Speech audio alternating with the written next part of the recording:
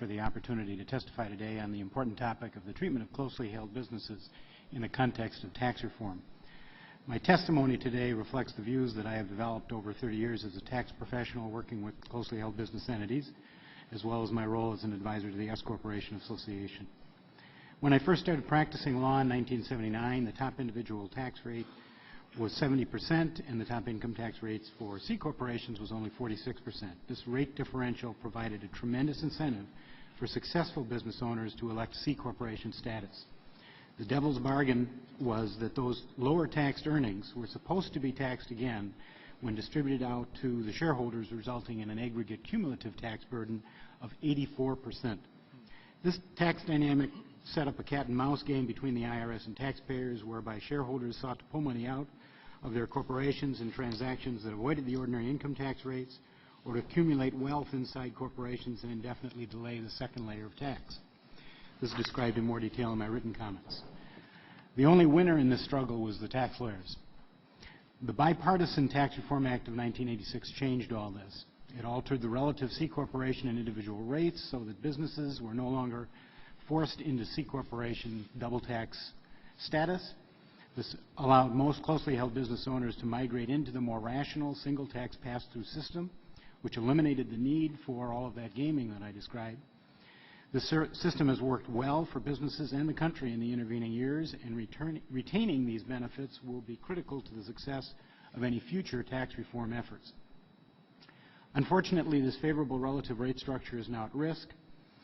Right now, the top rate for C corporations and S corporation retained earnings is 35%. However, as shown in Chart 4 in my materials, the top rate for pass-throughs will rise to nearly 45% for partnerships and S corporations in certain circumstances, while the top rate on C corporations remains the same.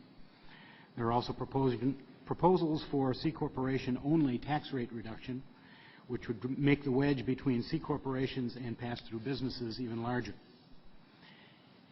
Instead, I believe that Congress should build on the reforms started in 1986, including continuing to move businesses toward a single tax system, keeping the top rates for corporate pass-through and individual income the same, and implementing tax reform on a basis that is comprehensive and not piecemeal.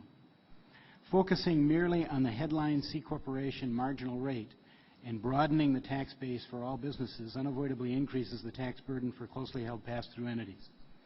Since pass-through business owners employ over half the workforce in this country, lowering the marginal rate for all businesses should be the goal of comprehensive tax reform. In light of that, it would be appropriate to facilitate the continued transition away from the C corporation double tax system for as many entities as possible, including maintaining the holding period for the built-in gains tax at 5 years, as proposed in H.R. 1478, introduced by Representatives Reichert and Kind, and several other proposals that are described in my written testimony. Adopting any or all of these changes would continue the trend begun with the Tax Reform Act of 1986 to a more transparent, less artificial single tax system for closely held business. A couple of other observations. Probably the most important reform for closely held businesses would be the possibility of extending and or expanding the option of expensing investments in capital equipment. Most closely held business owners intuitively evaluate their business on the basis of cash flow rather than financial statement net income. That is a matter of survival for them. For companies without access to capital markets, expensing is important. Others have suggested forcing the double tax on large pass-through entities, say entities with gross receipts over $50 million. My written testimony outlines a whole host of problems with trying to implement such an arbitrary rule. Here I would just observe that if the goal of reform is to make American businesses more competitive, why would you force more employers into the punitive double tax regime? One last tax reform proposal is the possibility of forcing all pass-through entities into a single uniform structure. If I were designing a system from scratch, I would consider doing this.